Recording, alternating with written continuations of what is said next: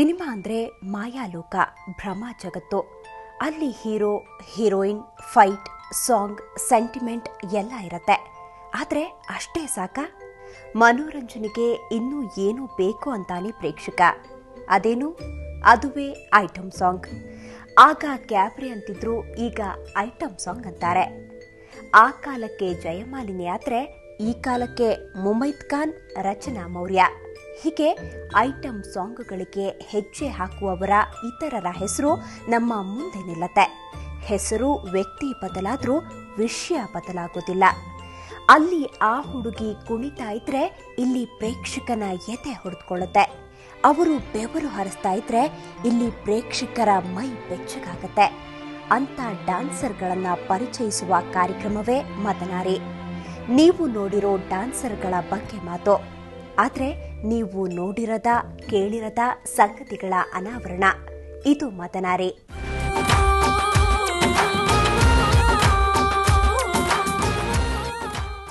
ಮದನಾರಿ ಕಾರ್ಯಕ್ರಮದ ಮೊದಲ ಸಂಚಿಕೆಯಲ್ಲಿ ನಾವು ನಿಮಗೆ ಪರಿಚಯಿಸ್ತಾ ಇರೋದು ರಚನಾ ಮೌರ್ಯ ಬಗ್ಗೆ.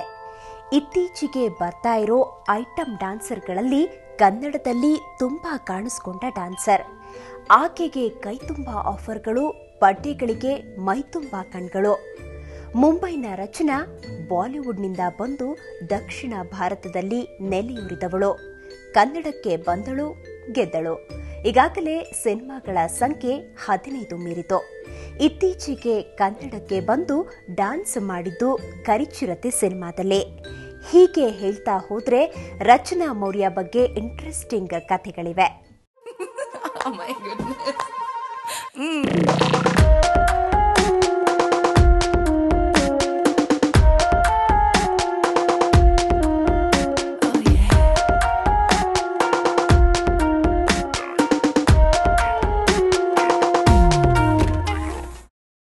ಹೆಸರು ರಚನಾ ಮೌರ್ಯ. ಉದ್ದದ ಹುಡುಗಿ, ಕೊಲ್ಲುವ ನೋಟದ ಕನ್ನಿಕೆ, ಕಾವೇರಿಸುವ ಕಾಯದ ಮೇನಿಕೆ. ಕನಿಷ್ಠ ಪಟ್ಟಿಯಲ್ಲಿ ಥೇಟ್ ಬೇಲೂರ ಶಿಲಾಬಾಲಿಕೆ. ಚಿಗರೆ ಕಣ್ಗಳ ಈಕೆ ಜಿಗಿದರೆ ಚಿನ್ನದ ಜಿಂಕೆ, ಕಣ್ಣಿಗೆ ಕಾಣುವ ಕೈಗೆ ಸಿಗದ ಮಾಯಾಮೃಗ. ಕಣ್ಣುಗಳಲ್ಲಿ ಧಗಧಗಿಸುತ್ತೆ ಕಾಮದ ಮೃಗಜಲ ಸೆಳಕು. ಹುಟ್ಟಿದ್ದು ಮುಂಬೈನಲ್ಲಿ, ಬೆಳೆದದ್ದು ಅಲ್ಲಿಯೇ. ಮಧ್ಯಮ ವರ್ಗದಲ್ಲಿ ಹುಟ್ಟಿ ಬೆಳೆದ ಈಕೆಗೆ ಡ್ಯಾನ್ಸ್ ಅಂದ್ರೆ ಅದೇಕೋ ಬಾಲ್ಯದಿಂದಾನೇ ತುಂಬಾ ಆಸಕ್ತಿ. ಆದ್ರೆ ಮನೆಯಲ್ಲಿ ಅಂಥ ಸ್ಥಿತಿವಂತರಲ್ಲ. ಹೀಗಾಗಿ ಡ್ಯಾನ್ಸ್ ಕಲಿಯೋದು ಕೂಡ ಸುಲಭದ ವಿಷಯ ಆಗಿರಲಿಲ್ಲ ಆಕೆಗೆ. ಆದರೆ ಆಸಕ್ತಿ ಇದ್ದಲ್ಲಿ ಮಾರ್ಗ ತಂತಾನೆ ತೆರೆದುಕೊಳ್ಳುತ್ತೆ, ಶ್ರಮ ಕೂಡ ಇರುತ್ತೆ.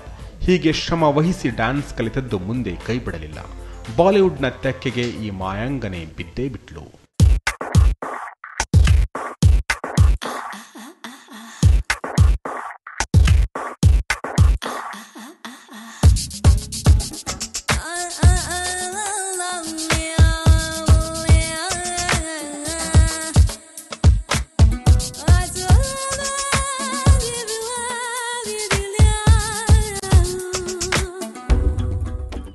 ದಸ್ ಸಿನಿಮಾದ ದಿದಾರ್ ಸಾಂಗ್ಗೆ ಡ್ಯಾನ್ಸ್ ಮಾಡಿ ಎಲ್ಲರ ಗಮನ ಸೆಳೆದ ಈ ಹುಡುಗಿ ನೋಡುತ್ತಿದ್ದಂತೆ ಉತ್ತರ ಮತ್ತು ದಕ್ಷಿಣ ಭಾರತದಾದ್ಯಂತ ವ್ಯಾಪಿಸಿಬಿಟ್ಲು. ಇಂಥ ರಚನಾ ಇಂಡಸ್ಟ್ರಿಗೆ ಬಂದು 5 ವರ್ಷಗಳಾಗಿವೆ.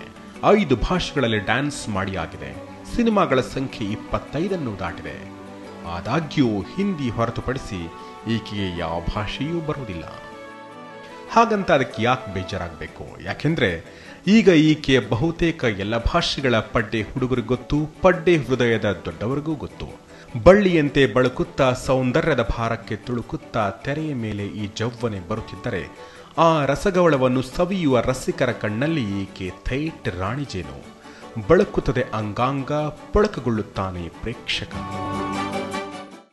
ಉಪ್ಪಿದಾದ MBBS ಸಿನಿಮಾದಲ್ಲಿ ಈಕೆ ಕುಣಿದಿರುವ ಹಾಸ್ಪಿಟಲ್ ಸಾಂಗ್ ನಿಮಗೆ ಗೊತ್ತಿರಲೇಬೇಕು. ಆತ ಒಬ್ಬ ಪೇಷಂಟ್, ಇನ್ನೇನು ಸಾಯೋದ್ರಲ್ಲಿದ್ದಾನೆ. ಅವನ ಕೊನೆಯ ಆಸೆಯನ್ನು ತೀರಿಸೋದಕ್ಕೆ ಅಂತ ಐಟಮ್ ಡ್ಯಾನ್ಸ್ ನಡೆಯುತ್ತೆ. ರಚನಾಳಂತ ಹುಡುಗಿ ಕುಣಿದ್ರೆ ಯಾವ ಪೇಷಂಟ್ ತಾನೇ ಹುಷಾರಾಗಲ್ಲ ಹೇಳಿ.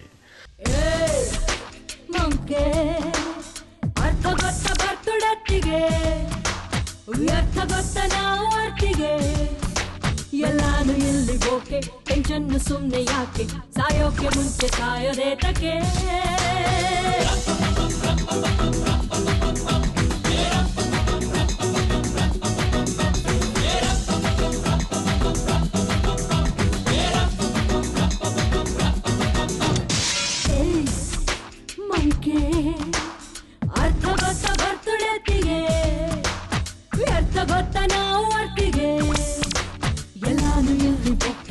ಟೆನ್ಷನ್ ಸುಮ್ನೆ ಯಾಕೆ ಸಾಯೋಕೆ ಮುಂಚೆ ಸಾಯದೆ ತಗೆ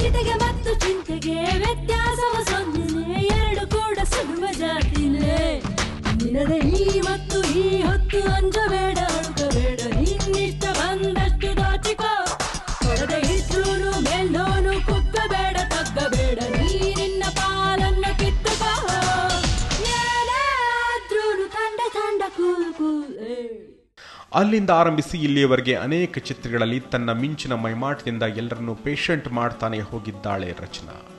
ಗಂಡ ಹೆಂಡತಿ, ಆಕ್ಸಿಡೆಂಟ್, ನನ್ನುಸಿರೆ, ಜಂಗ್ಲಿ, ಸಲ್ಯೂಟ್ ಇತ್ಯಾದಿ ಕನ್ನಡ ಸಿನಿಮಾಗಳು ಮಾತ್ರವಲ್ಲ, 13B, ಆಶಿಕ್ ಬನಾಯ ಆಪ್ನೆ ಅಂತ ಹಿಂದಿ ಸಿನಿಮಾಗಳು, ಯಾರಡಿ ಮೋಹಿನಿ ಎಂಬ ತಮಿಳು ಸಿನಿಮಾ, ಅಂದಮೈನ ಅಬದ್ದಂ, ಬಂಗಾರಂ ಮುಂತಾದ ತೆಲುಗು ಸಿನಿಮಾ, ಹೀಗೆ ಹಲವು ಸಿನಿಮಾಗಳಲ್ಲಿ ರಚನಾ ಕುಣಿತ.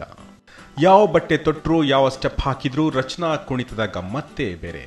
ಹಣ ಎಷ್ಟು ಖರ್ಚಾದ್ರೂ ಪರವಾಗಿಲ್ಲ, ಆಕೆಯನ್ನೇ ಕರೆಸೋಣ ಅಂತಾನೆ ನಿರ್ಮಾಪಕ. ಕುಣಿಸಲು ನೀನು, ಕುಣಿಯುವೆ ನಾನು ಅಂತಾಳೆ ರಚನಾ.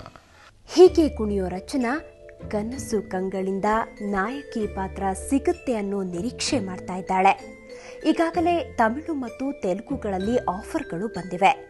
ಆದರೆ ಆಕೆಗಿರೋ ಹೀರೋಯಿನ್ನ ಕನಸಿನ ಬಗ್ಗೆ ನಿಮಗೆ ಗೊತ್ತಾ?